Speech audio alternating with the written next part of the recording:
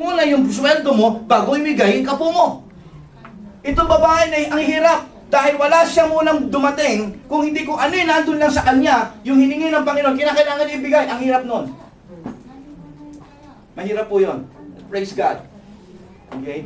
Tayo po, kinakailangan mo munang hintayin ang Curiobi para sabihin mong para mong gawin niya.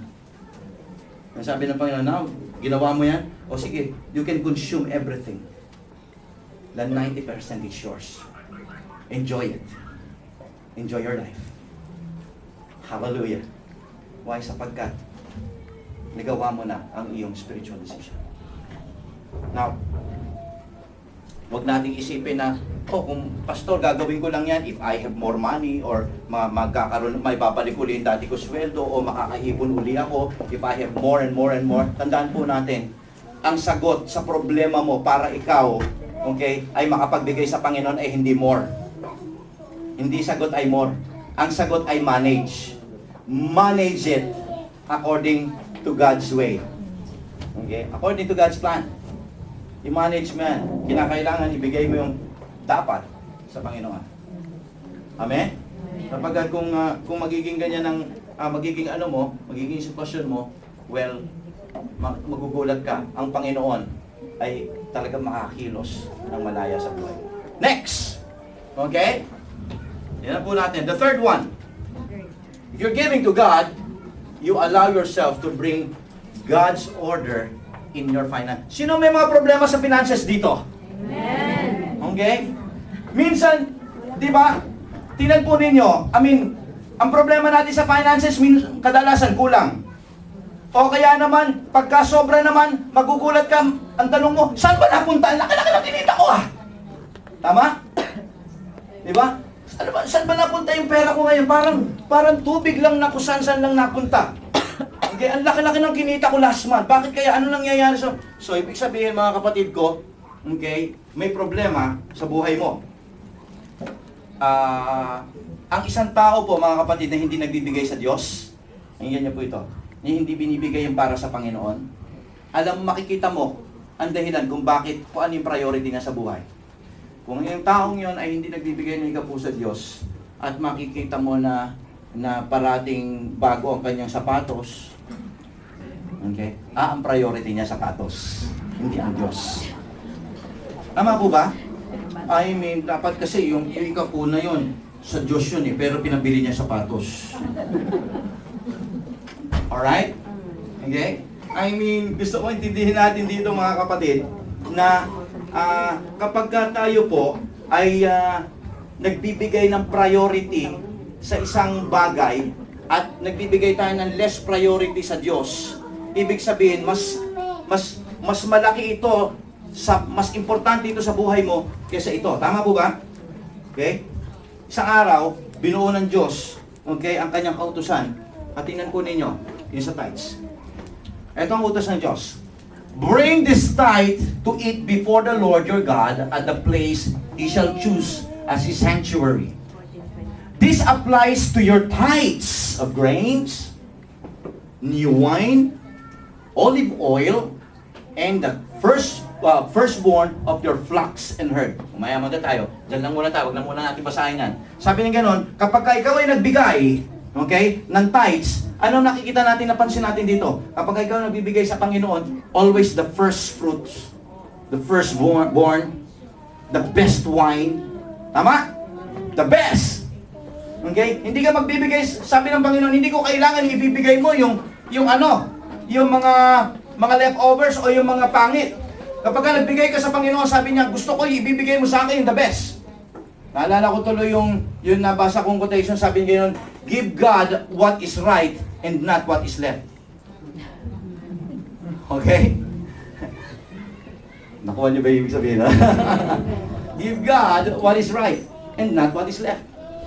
Well, double meaning, pero ang maganda po ron, mga kapatid ko, is that, tama po, kung magbibigay ka, ibigay mo yung tama sa Diyos, at hindi yung bagay na tira-tira lamang.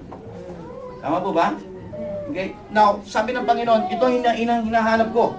Maraming mga Kristiyano, I'm sorry to say, maraming mga Kristiyano ngayon, they will only learn to give kapag, ay, maraming sobra.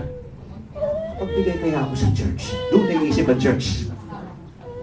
Pero ang sabi ng salita ng Diyos, ang prinsipyo nito is that, bago lahat, yung kay Lord muna. Yun ang prinsipyo na ibig sabihin dito. First grain, first corn, okay, the new wine. Alam po niyo kung bakit may new wine? Kasi yung new wine, mga kapatid ko, ano yan eh, tawag dito, yan pa yung matamis-tamis pa yan eh. Okay? Hindi pa fermented yan. Okay? Yun ang hinahanap ng Panginoon. Para pag inimbak doon sa kanyang templo, mahaba pa ang duration.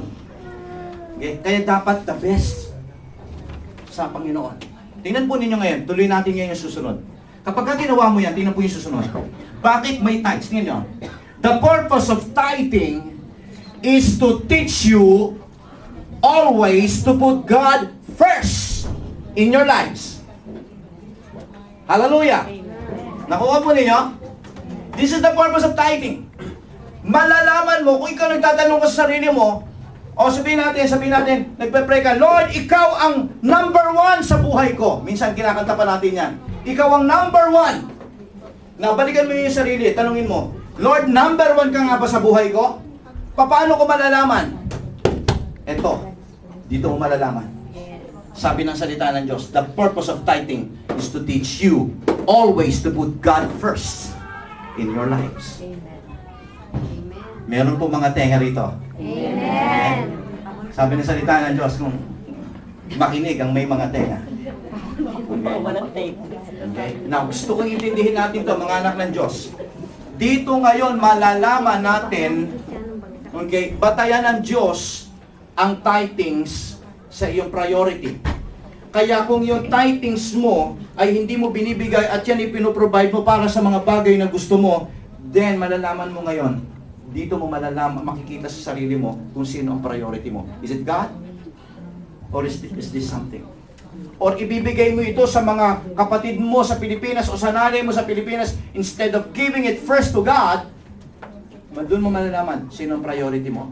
Pamilya. Malinaw sabi ng salita ng Diyos, you seek Him first. First the kingdom of God and His righteousness. Ako bahala sa magulang mo, ako bahala sa mga kapatid mo. Okay? Minsan tingnan po ninyo yung maraming nagbibigay sa pamilya. Okay? At kinakalimutan ng Panginoon. Tingnan niyo yung mga binibigay nila. Napapariwara lang. Okay? Si tatay, natutong magsugal. Okay? Sa mga utol na binibigyan mo, ikaw nga dito, nagtitipid ka. Okay? Binibigay mo sa kanila. Pero lang po ninyo, ako, dalas kong sinasabi yan. Dahil ako pag umuwi ako ng Pilipinas, ang dami kong dalang pera.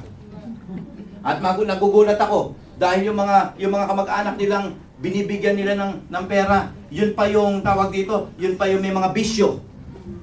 Naninigarilyo, ikaw nga rito, hindi ka makapanigarilyo. Ginagawa mong umagang araw, ang araw ginagawa mong gabi. Di ba?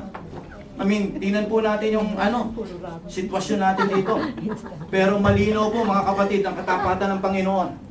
Kapag ikaw ay nagbigay sa Kanya, aayusin niya. Pangako niya yan eh. Everything shall be added up unto you. So, ang tanong ko rito, kapatid, kapag ikaw ay nag-decide magbigay para sa Diyos, it is a spiritual decision. Malinaw. You're putting God first in your life. It's a spiritual decision. Kaya kung kita mo na ikaw ay nagbibigay ngayon sa Panginoon, to those